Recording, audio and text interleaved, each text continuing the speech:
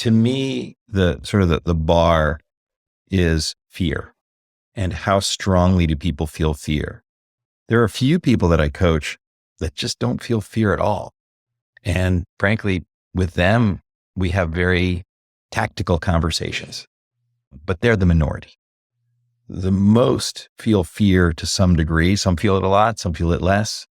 But when they feel it, it grips their mind and it prevents them from prevents them from doing the thing that is difficult but necessary. And so that's a lot of what our coaching is, me pointing out to them, hey, I think you're in fear. And what happens is very early on in coaching, they'll go, yeah, okay, I'm in fear. So what? I go, great. I believe that fear is actually giving you bad advice. And I think you're predicting that if you do this, A will happen. Well, I'm predicting that if you do that, the exact opposite will happen. So I'll tell you what, why don't we make a bet? Why don't we pick something? This is very high stakes. Why don't we pick something that's lower stakes? You make a prediction. We'll see if I make the opposite, and then let's bet on it. So we pick something and then we make a bet on it. And whoever wins the bet in the future gets to determine what the actions are. I've made this bet hundreds of times, and so far I've never lost. And it's not because I'm a magician or a genius. It's because when someone's in fear, they're gripped. They can't see reality. Their brain is making very exaggerated predictions. Whereas when someone is not in fear, and I'm not, because it's not my situation, I am not gripped. And therefore, my brain isn't making exaggerated predictions. And so we make this bet. Once I win, then all of a sudden the CEO realizes, oh my God, there's something to this. Fear gives bad advice. And then after that, all I need to do is remind the person that I perceive them to be in fear. That's all it takes. And they're like, oh, okay.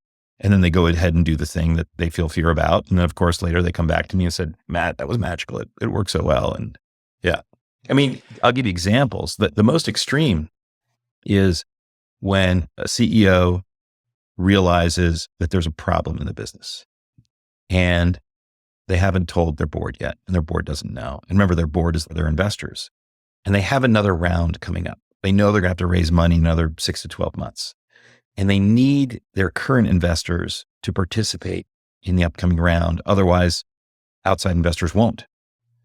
And then they say, well, what the hell do I do? I've got this problem. Do I tell my investors? And most often the knee-jerk reaction is, no, I'm not going to tell them.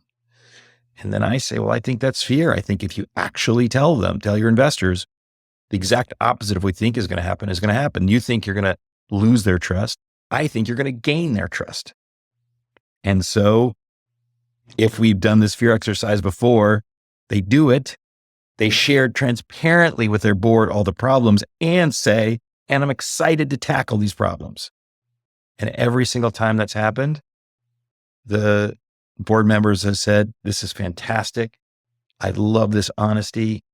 Thank you so much. You know, this is one of the only companies that I'm on the board of that actually is transparent and honest, and they gain trust. I'm glad that you brought this topic up. I wanted to spend time on it.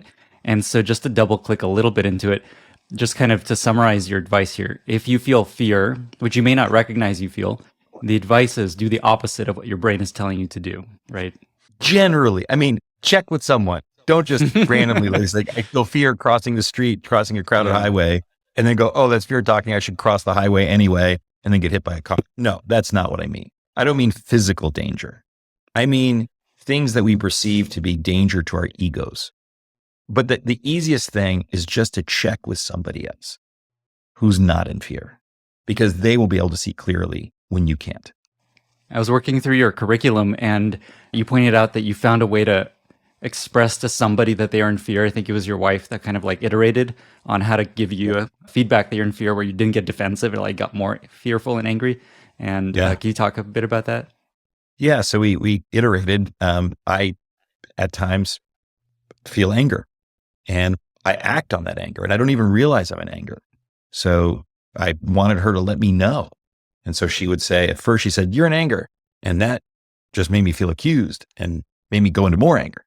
And then she said, are you in anger? And that felt passive aggressive or indirect. And that also made me go into more anger. And then finally she said, I perceive you to be in anger. So it's an I statement and it's simply what she's perceiving. There was no judgment. And that was able to punch through my anger. And then I woke up and went, oh, and then I stopped and just didn't act until I was able to shift out of anger. Awesome. And anger and fear, I think there's different pieces of advice for if you feel angry versus fear. Is that right? Yes. What's I mean, kind of anger, you're just destroying shit. And what you're doing is you're destroying relationships. And so you just got to stop because you're breaking glass. And of course, you're breaking it with the people who are closest to you. They're the people who are nearest to you, which are the people you love and care about the most. They're not only people you work with, but they're the people you live with. And you don't want to do that. You don't want to hurt them. Yeah. Maybe one last question along these lines. Why do we do this? Is this just we're trying to protect our ego and ourselves and we just want to do the safe thing? That's it. I mean, I just learned very recently, and this isn't written anywhere because I just learned it. Someone shared with me that anger is not a base emotion. Anger is actually a cover. It's a cover for when we feel pain. And so our brain doesn't want to feel the pain. So instead it externalizes it. But the problem is it shoves that pain onto everybody else around us. And so the real answer here is not to have people let us know that we're in anger and then stop. The real answer is just to allow ourselves to feel the pain. And it sucks, by the way. It actually hurts. But then we're not, sorry, I'm getting emotional. We're not pushing that out on other people. And I only learned this very recently, and I'm just starting to practice this, and I'm still not good at it.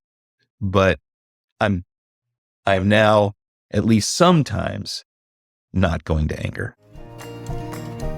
Thanks for listening. You can find the full episode on YouTube or head on over to lennyspodcast.com.